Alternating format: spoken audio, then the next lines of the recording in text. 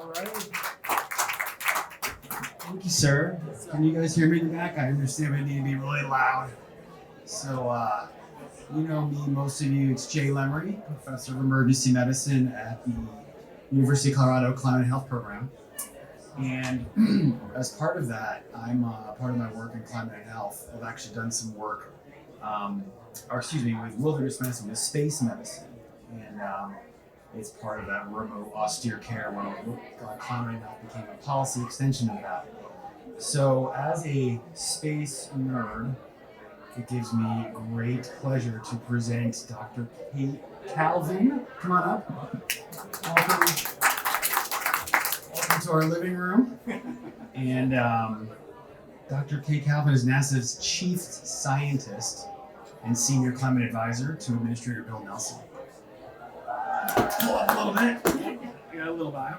As a chief scientist, you advise the agency leadership on agency science programs and science-related strategic planning and investments.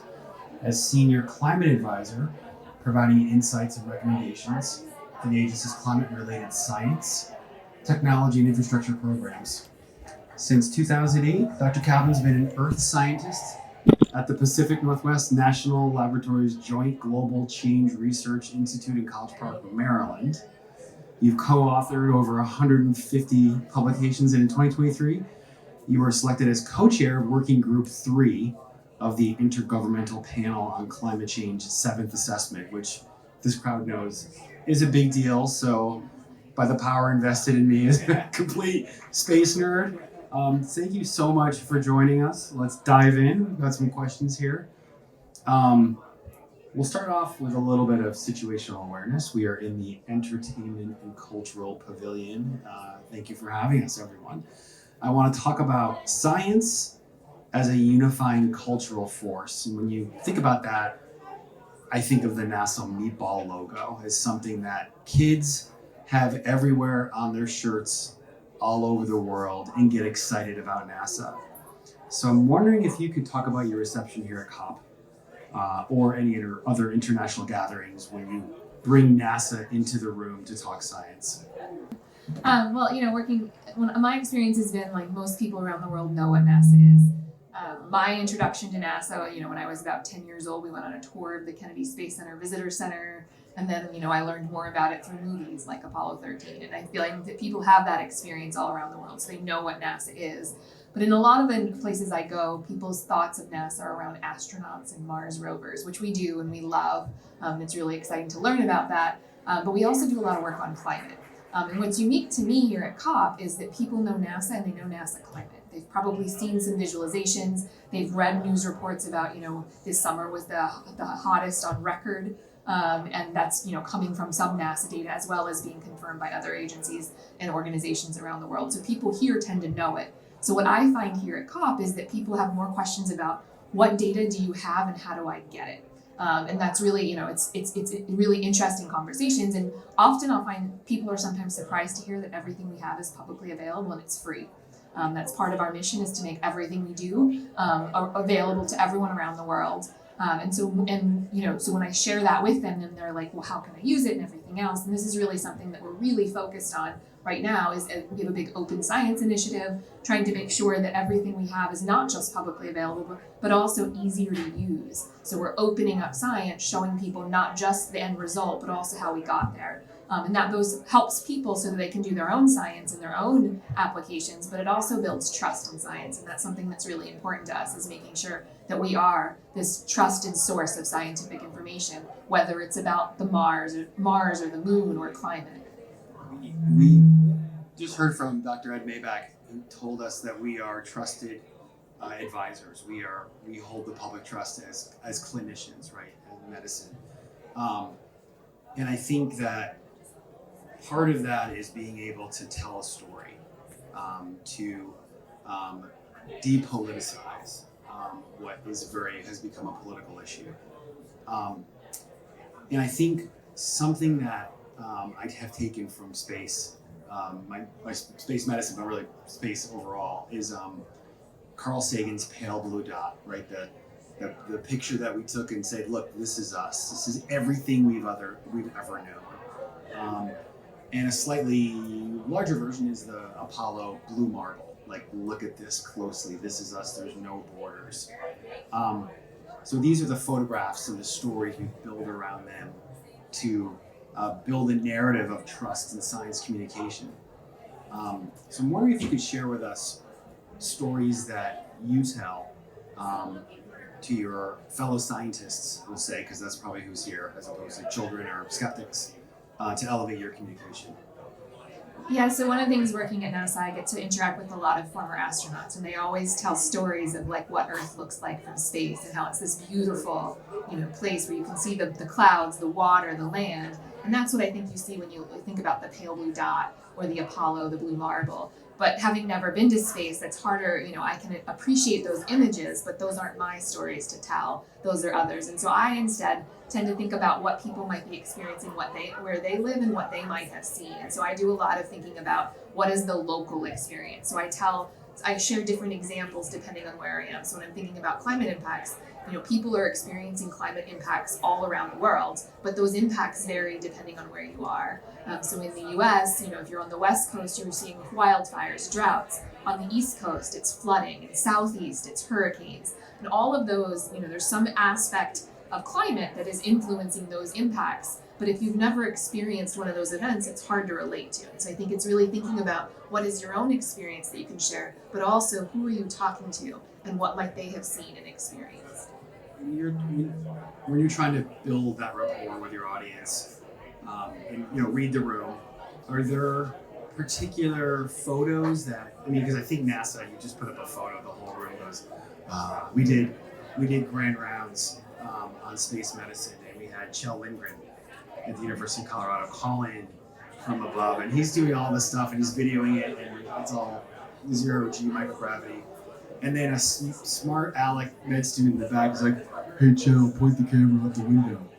And he did, and this room of just cranky doctors just looked and had this collective sigh we all went as we look out the cupola. So I'm wondering, what do you bring? Any favorite pictures or images that you like?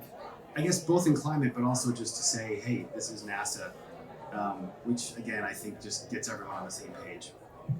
Well, so as a scientist, I really like looking at some of the images from the satellites that show us what's happening on Earth, whether it's, Landsat that shows us changes in land, GRACE that shows us changes in ice sheets, or any of the other, as a scientist, I appreciate that. But as a person, Earthrise is one that really speaks to me. it's hanging on the wall of my office and at my house.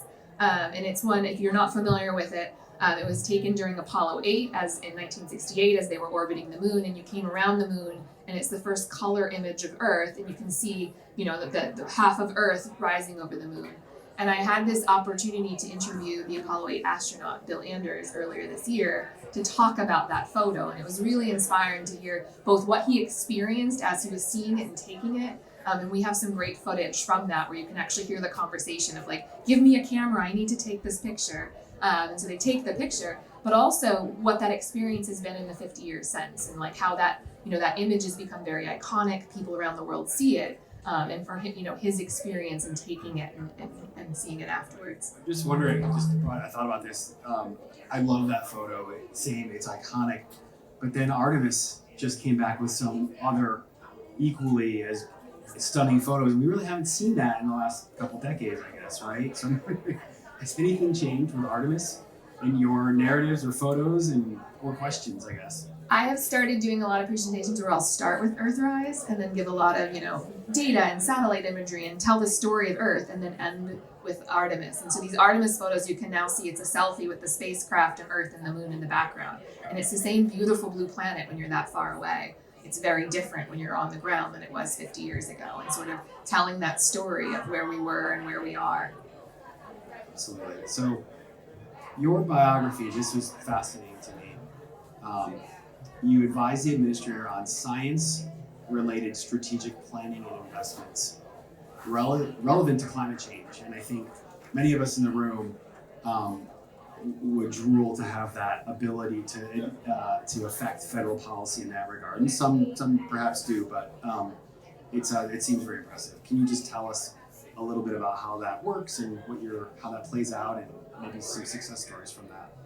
Yeah, so I think first of all, we're a science agency, a science and technology agency, and my role as a scientist is to explain the science behind each of those. And so a lot of what I end up doing is learning a lot about the science that we're doing throughout the agency on climate as well as some of the other areas, and bringing that information, whether it's to the administration and the administrator, people within the agency or people externally, and just communicate what the science is, what we get from that particular mission or project or program, what we learn from it, what we might learn from it in the future, and what we know about our planet. And that's a large part of what I do, is provide that scientific input to decision making. How, it's just us in this room. And the camera. Sorry. Okay, off the record. No, how often do you find yourself having to respectfully push back in those situations regarding best science? So does it ever, in your role, it's got to be hard, right? It's got to be very difficult to advocate for science and knowing the consequences of what you say may directly affect policy. So I'm just curious how.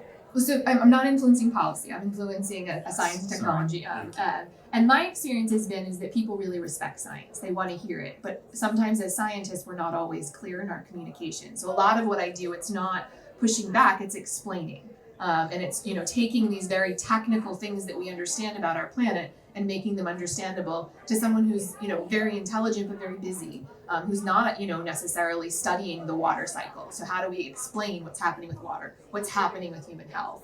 And so that's a lot of what I do, is trying to explain science. And I find my experience has been people really want to know. People like scientific input as something that can help them understand what's happening. Yeah, just boiling it down and, thinking about how do you, that art of science communication, which again is something that we spend a lot of time thinking about. And I don't know if Ed's still here, but we've learned so much from, he just was on right before you, Ed Maybach from George Mason. Yeah, just spectacular. Part of the NASA legacy, in something that even I've had to be in situations where, and frankly, it's maybe even at Thanksgiving, explaining to my cranky relatives why space flight is important and has advanced our lives here on Earth. And this is primarily a gathering of scientists, but it's also a gathering of policymakers and prioritization of funds, right? So we've seen this before, why should we be paying for space flight and space-related activities when we have so many problems here on Earth? How do you describe what I would consider the phenomenal work of NASA to audiences? And I have a second follow-up, but maybe I'll just stop there. Yeah. So I think one of the things I think about, part of NASA's mission and vision is about benefit for humanity. So everything we're doing, we're trying to think about how it can benefit people here on Earth. So as we explore space for science, and we learn so much about our planet. And some of that is about, how it's changing, as we're actually studying the Earth, but we can also learn things when we look at other planets.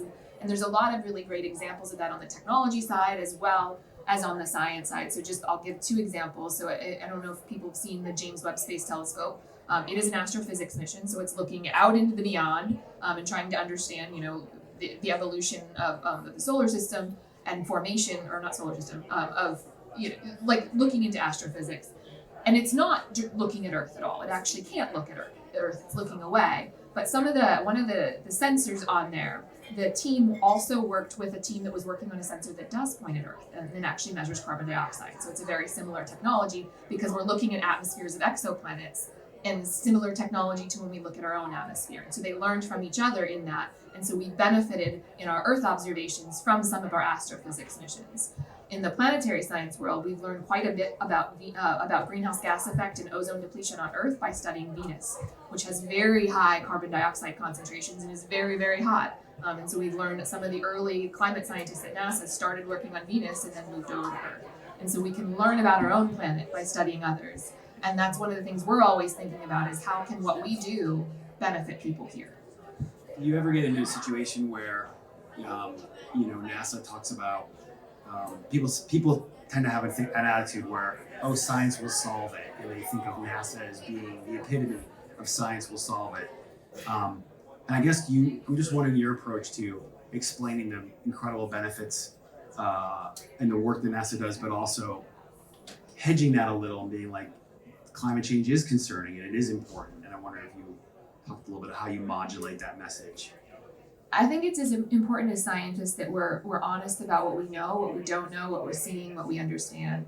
And you know, the fact is that climate is changing on Earth and it's impacting people and ecosystems all around the world. And we know that, and we have to say that, and we have to explain what we know about that, as well as what we're you know, how we're thinking about that in the future. I promise we get you out of here quickly. Maybe time for just one question. Does anyone have any? Yes, sir. You can even say it. I can repeat it. All right, so it's complicated. So I was at a talk by James Hansen recently. He came up with a gigantic paper on Earth exploration of warming, and we also know that from moonshine data, there's a gradual darkening of the system, Earth system. So has there been attribution to what are the mechanisms? Is it ice retreating, phenology of the biosphere, or other things that's causing a darkening of the Earth? Darkening of the Earth, some data, and where's that attribution coming from? I'm summarizing your question for people that can't hear. Thank you. Yeah, so I think scientists, you know, the standard way that climate scientists work is we see some sort of phenomena, we gather data, and we try to understand what's happening. And you see that in papers, and you know, as you gather more information, you better understand it. And we have a lot of observations that can help us in different ways. And so there are, you know, people that are always working on it. Your specific question is not my particular area of research, but there are people that always look at, you know, here we've seen this new thing. So there's a lot of people looking into, you know, recent temperature trends, you know, the marine heat waves. And then what we do is we gather data, we try to understand those processes. And a lot of what that comes down to is, you know, we also use models and different ways of looking at it to really understand what's happening. All right. Dr. Calvin, thank you for stopping by. Thanks for having me.